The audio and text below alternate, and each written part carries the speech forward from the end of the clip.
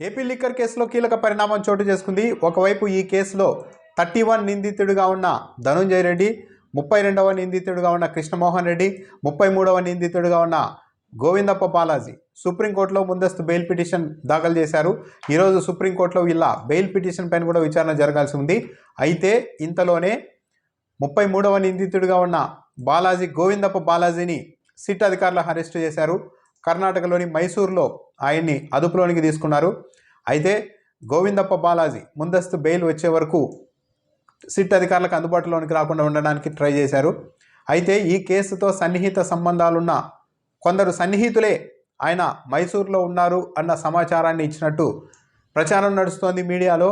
ఆ సమాచారం ఆధారంగానే సిట్ అధికారులు మైసూరు వెళ్ళి గోవిందప్ప బాలాజీని అరెస్టు చేశారు. ఈ కేసులో ఈయన 33వ నిందితుడిగా ఉన్నారు. ఈయన భారతీ సిమెంట్స్లో డైరెక్టర్గా ఉన్నారు. రాజ్ కసిరెడ్డి నుంచి డబ్బులు ఈయనే వసూలు చేశారు, తీసుకున్నారు అన్నది సిట్ అధికారులు చెబుతున్న అభియోగం. అయితే వైఎస్ఆర్ కాంగ్రెస్ పార్టీ మాత్రం ఈ ప్రచారాన్ని గట్టిగా ఖండిస్తోంది. అసలు భారతీ సిమెంట్స్లో మెజారిటీ వాటా వికాట్ కంపెనీది, ఇందులో మైనార్టీ వాటా మాత్రమే జగన్మోహన్ రెడ్డి కుటుంబానికి ఉంది. ఈ సంస్థకు సంబంధించిన సర్వసభ్య సమావేశానికి సంబంధించిన వివరాలను, భారతీ సిమెంట్స్పై ఇదివరకే ఉన్న సిబిఐ కేసులను పురోగతిని, లాభాలు, త్రైమాసిక లాభాలు తదితర అంశాలను తెలియజేయడానికి మాత్రమే గోవిందప్ప బాలాజీ అప్పుడప్పుడు జగన్మోహన్ రెడ్డిని ఆయన కుటుంబ సభ్యుల్ని కలుస్తూ ఉంటారు. అంతకుమించి పెద్దగా ఈయనతో ప్రమేయమే లేదు. పైగా భారతీ సిమెంట్స్లో మెజారిటీ వాటా వికాట్ కంపెనీది. అయినప్పటికీ కూడా గోవిందప్ప బాలాజీని ముందు పెట్టి జగన్మోహన్ రెడ్డిని ఈ కేసులో ఇరికించడానికి ప్రయత్నాలు చేస్తూ ఉన్నారు అని వైఎస్ఆర్ కాంగ్రెస్ పార్టీ తిప్పి కొడుతోంది. కేవలం పరిమిత పాత్ర మాత్రమే ఆయన ఉంది. అసలు ఈ లిక్కర్ కేసుకు గోవిందప్ప బాలాజీకి సంబంధం లేదు.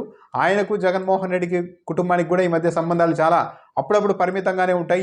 ఈ వివరాలను చెప్పడానికి మాత్రమే ఆయన వస్తూ ఉంటారు భారతీ సిమెంట్స్కి సంబంధించి, అంతకుమించి ఏమీ లేదు అని వైఎస్ఆర్ కాంగ్రెస్ పార్టీ చెబుతోంది. అయితే సిట్ అధికారులు మాత్రం అరెస్టు చేశారు. ఆయన్ని విజయవాడకు తరలించే ప్రయత్నాలు చేస్తూ ఉన్నారు. ఇదే కేసులో 33వ నిందితుడిగా ఉన్న ధనుంజయ రెడ్డి, 32వ నిందితుడిగా ఉన్న కృష్ణమోహన్ రెడ్డి కూడా వాళ్ళిద్దరి కోసం కూడా పోలీసులు, సిట్ అధికారులు విస్తృతంగా గాలిస్తూ ఉన్నారు. కాకపోతే వాళ్ళు ఇదివరకే సుప్రీంకోర్టులో ముందస్తు బెయిల్ పిటిషన్ వేశారు. ఈరోజు విచారణకు రాబోతోంది. దాంతో వాళ్ళు కాస్త పక్కన పోలీసులకి అందుబాటులోనికి రాకుండా పక్కన ఉన్నమాట కూడా వాస్తవమే. ఇంతలోనే గోవిందప్ప బాలాజీని అరెస్టు చేశారు.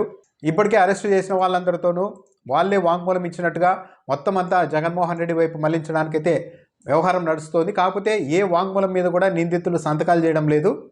అయినప్పటికీ కూడా ఈ వ్యవహారాన్ని మొత్తం అటువైపు మళ్లిస్తూ ఉన్నారు. ఇప్పుడు గోవిందప్ప బాలాజీని అరెస్టు చేశారు. ఆయన రిమాండ్ రిపోర్ట్లో కూడా ఆయన ఇలా చెప్పారు అని చెప్పి మరొకరి మీద జగన్మోహన్ రెడ్డి గురించో మరొకరి గురించో చెప్పారు అన్నట్టుగా ఒక వాంగ్మూలాన్ని ఏమైనా సిట్ అధికారులు రెడీ చేస్తారా? దానిపైన గోవిందప్ప సంతకం చేయకపోయినా కూడా ఆయన ఈ వాంగ్మూలం ఇచ్చారని ఇదివరకు కసిరెడ్డి రాజశేఖర రెడ్డి, సజ్జల శ్రీధర్ రెడ్డి విషయంలో చేసినట్టుగానే దీంట్లో కూడా చేస్తారా అన్నది చూడాలి. అయితే అంతిమంగా సుప్రీంకోర్టు ఈరోజు ఏం తీర్పు ఇస్తుంది ముందస్తు బెయిల్ పిటిషన్ల పైన? గోవిందప్ప బాలాజీని అయితే అరెస్ట్ చేశారు కాబట్టి ఇక ఆయనకు అరెస్ట్ తప్పదు, అది అయిపోయినట్టే. ఇప్పుడు ధనుంజయ రెడ్డి, కృష్ణమోహన్ రెడ్డికి సుప్రీంకోర్టులో ఊరట లభిస్తుందా లేదా అన్నదే చూడాలి.